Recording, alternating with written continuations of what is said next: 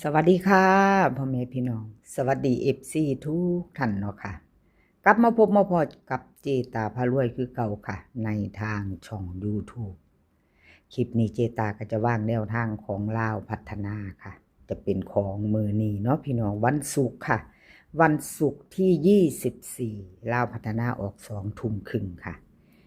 เห็นอยู่นี่ประวัติของผู้พาผ้าปังเด้อค่ะ FC ว่าจังใดเป็นจังใดกันแน่ของเพิ่นเข้าเทิงบนเทิงล่างเด้อค่ะผู้พาปังสมชื่อเนาะพี่น้องสมชื่อผ้าปังลาวพัฒนาค่ะออกวันที่23มื้อคืนนี้179 3ตัวบน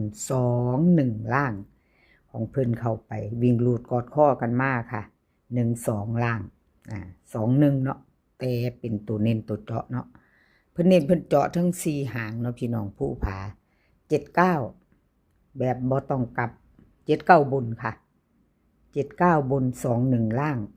แต่ล่างเพิ่นออกตัวกลับ12เนาะค่ะผู้ผาผ้าปังเอาไผได้ก็ดีใจนำเด้อค่ะ FC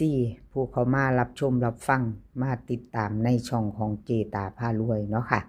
ถ้ามีไผตามมีไผแคปหน้าจอไว้พิจารณากับผู้ผาผ้าปัง4หางเนาะพี่น้องผู้ผาให้เข้าไปทั้งบนทั้งล่างค่ะเบิ่งประวัติเพิ่น2 งวดเข้า1 งวดเนาะพี่น้อง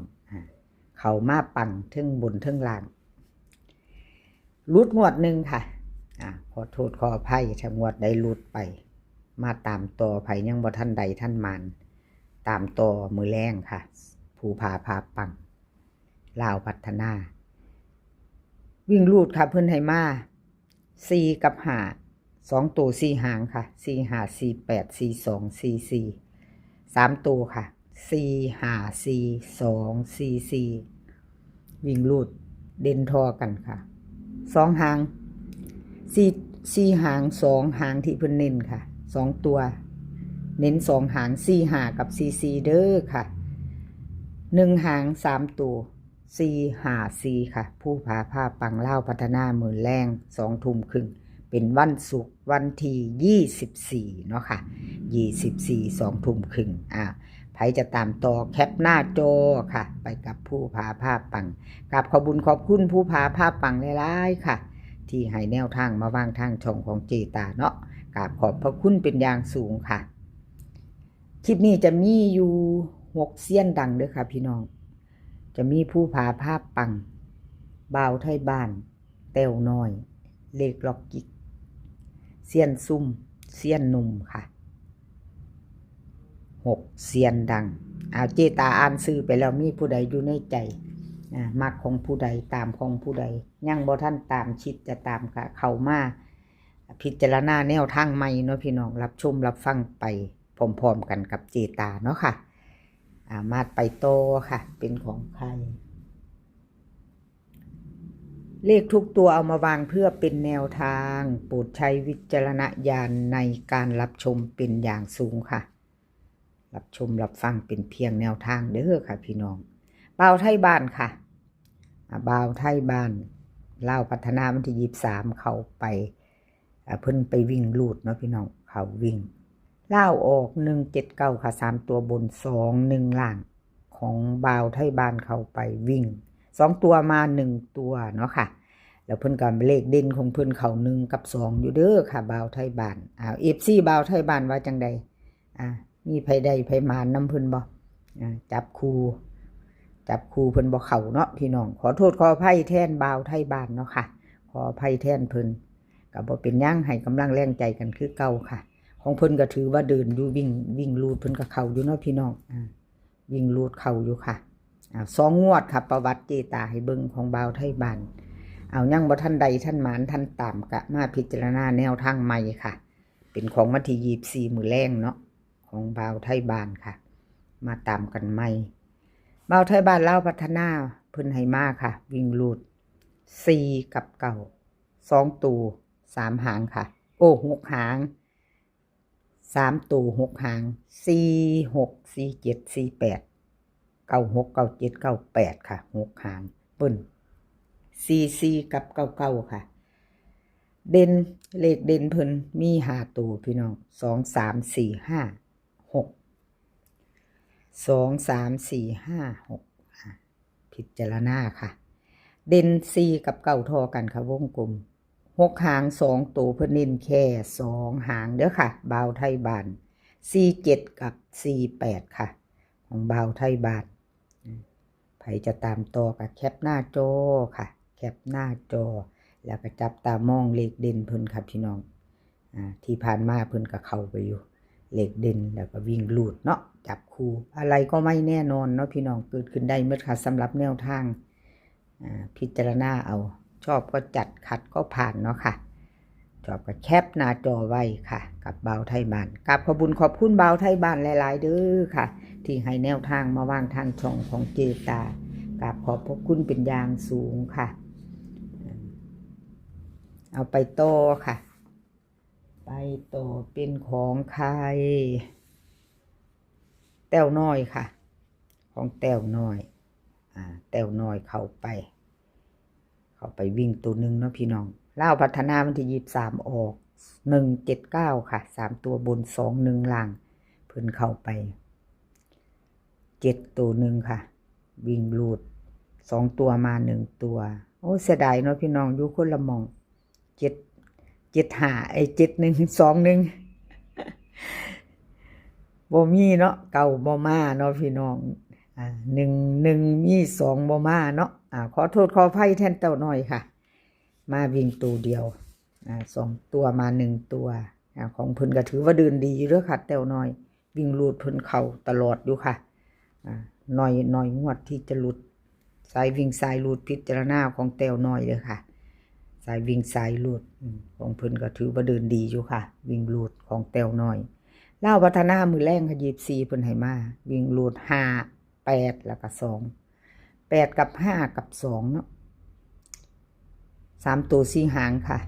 58 52 28 23ค่ะ3ตัว2หาง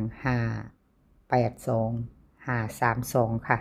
วิ่งลูดเด่น2ตัวเด้อค่ะเด่น5กับ8ล่อง2ตัววงกลมให้แค่2หางค่ะ58กับ52 3ตัวหางเดียวค่ะเพิ่นเน้นให้582ค่ะแต้วน้อยเล่าพัฒนามือแรง2 ทุ่มครึ่งกับขอบคุญขอบคุณแต้วน้อยหลายๆค่ะที่ให้แนวทางมาวางทางช่องของเจตาเนาะกับขอบพระคุณเป็นอย่างสูงขาดบ่ได้คือ FC บ่ว่าจะเป็น FC เก่า FC ใหม่เนาะค่ะที่เขามาติดตามรับชมรับฟังทางช่องของเจตาพารวยเนาะค่ะกับขอบพระคุณเป็นอย่างสูงมาคอมเมนต์มากดไลค์กดแชร์ให้กับขอบพระคุณหลายๆค่ะเลขล็อกจิกค่ะพี่น้องล็อกจิกเป็นจังใดหลุดไปเนาะวันที่23ที่ผ่านมาพี่น้องเล่าพัฒนาออก1793ตัวบน21ล่างค่ะของเลขล็อกจิกหลุดไปต้องขอโทษขออภัยแทนสาวน้อยหน้ามนต์คนน่ารักเนาะค่ะสาวน้อยหน้ามนต์คนขยันขอโทษขออภัยแทนเพิ่นหลุดไปเอาเก้าหลุดไปไม่มากค่ะบ่เป็นหยังเก้าหลุดไปไม่มาหลุดแล้วหลุดเลยตามต่อมือแรงค่ะตามต่อมือแรงเลขล็อกจิกวิ่งลูดค่ะเพิ่นให้มา0ตัวเดียว0ค่ะ2ตัว4หาง03 02 09 06เบิ้ล00 3ตัวค่ะ103 102 109เอา FC วิ่งลูดแล้วก็เน้นล็อกจิกเด่นมา0เด้องวดนี้พี่น้อง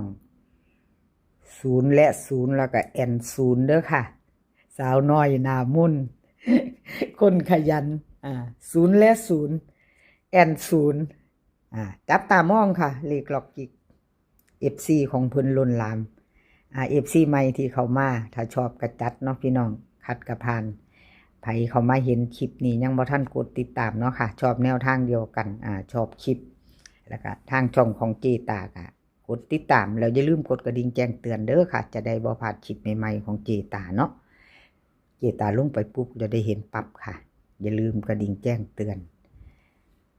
วิ่งลูดเด้อค่ะล็อกจิก0302 3ตัว2หางค่ะ103 102เพิ่นเน้นให้2หาง3ตัวสาวน้อยน้ำมนต์คนขยันแคปหน้าจอค่ะแคปหน้าจอแล้วก็ไปต่อกับขอบคุณขอบคุณเลขล็อกจิกหลายๆค่ะที่ให้แนวทางมาว่างทางช่องของเจตาเนาะครับขอบพระคุณเป็นอย่างสูงค่ะเอามาตามต่อกับเซียนซุ่มค่ะพี่น้องFC เซียนซุ่มเป็นจังใดครับขอโทษขออภัย2ตัวเพิ่นหลุดไปเนาะค่ะมา2ตัวมา1ตัวค่ะ1793ตัวบน21ล่างค่ะ23มื้อคืนที่ผ่านมาของเพิ่นเข้าไป2ตัว1เนาะพี่น้อง2ตัวหลุดไปจับคู่ไม่เข้าไม่มาไม่เดินเนาะค่ะสายวิ่งสายหลุดของเซียนซุ่มยังเดินดีอยู่ค่ะ FC เพิ่นเป็นจังใดสายวิ่งหลุดของเซียนซุ่มเดินดีเด้อค่ะวิ่งหลุดของเพิ่นเตรียมแคปหน้าจอค่ะใครจะไปต่อกับเพิ่นมือแรงเซียนซุ่มค่ะวิ่งหลุดเพิ่นให้มา9กับ0ค่ะ2ตัว90 01 02 91ค่ะเบิ้ล99กับ00 3ตัว2หาง901 902ค่ะวิ่งลูดเพิ่นเด่นทอกันทั้งเก่าทั้ง0เนาะ2ตัว4หางเน้นแค่2หางค่ะเน้น90กับ02 3ตัวเน้นหางเดียวค่ะ902FC ไผจะตามต่อ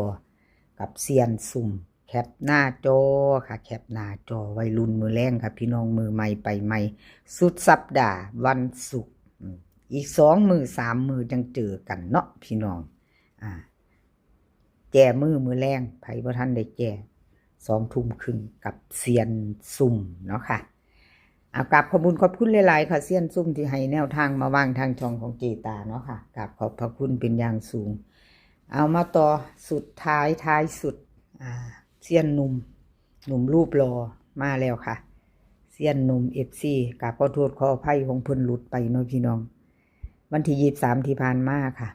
1793ตัวบน21ล่างลาวพัฒนาวันที่23ออก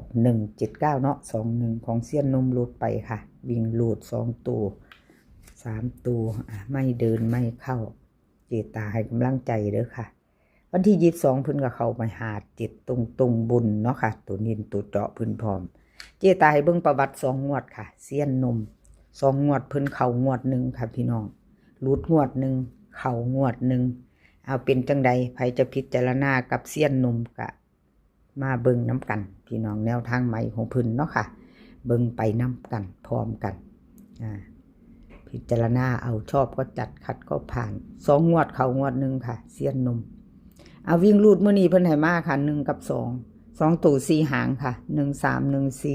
23 24เบิ้ล11 22 3ตัว3หางค่ะ112 123 124ค่ะวิ่งรูดเด่นทั้ง1ทั้ง2ตัวเน้น2หางค่ะ23กับ24 3ตัวเน้น2หาง123 124ค่ะใครจะตามกับเซียนหนุ่มแคปหน้าจอค่ะแคปหน้าจอไปต่อมือแรงกับเซียนหนุ่มเนาะค่ะไปต่อพิจารณาใหม่ซิมลองเบิ่งอีกเนาะพี่น้องพิจารณาแนวทางใหม่อะไรก็ไม่แน่นอนเนาะค่ะสำหรับแนวทางเนาะเกิดขึ้นได้หมดทุกอย่างมาบึนมา2มา3อะไรก็ไม่แน่นอนกับขอบคุณเซียนหนุ่มหลายๆค่ะที่ให้แนวทางมาวางทางช่องของเจตาเนาะแล้วก็ทั้ง FC บ่ว่าจะ FC ใหม่ FC เก่าค่ะมื้อแรงขอให้โชคดีกันทุกคนเด้อค่ะถ้าใครเห็นเบอร์โทรเนาะค่ะพี่น้องถ้าสนใจอยากเข้ากลุ่มน้ำเจตาเนาะเจตาพารวยเข้ากลุ่มแท็กไปทางไลน์ค่ะถ้าเห็นเบอร์โทรแปะอยู่กับชิปใดเนาะถ้าสนใจอยากเข้ากลุ่มชอบแนวทางเดียวกันเจตาก็จะดึงเข้ากลุ่มค่ะบ่มีการเสียการใส่ใจพี่น้องเขาฟรีเนาะค่ะเห็นเบอร์โทรก็โทรมาทักมาได้เนาะค่ะคลิปนี้ขอพี่น้องโชคดีกับลาวพัฒนามื้อแรง2 ทุ่มครึ่งค่ะโชคดีกันทุกคนมื้อนี้ก็ขอให้มีความสุขขอให้สุขภาพร่างกายแข็งแรงค่ะสุขภาพดีมีชัยไปกว่าครึ่งเดินทางไปไสก็ขอให้ปลอดภัยค่ะเดินทางไปขอให้มีโชคกลับมาขอให้มีชัยคลิปหน้าพอกันใหม่คลิปนี้ก็สวัสดีค่ะ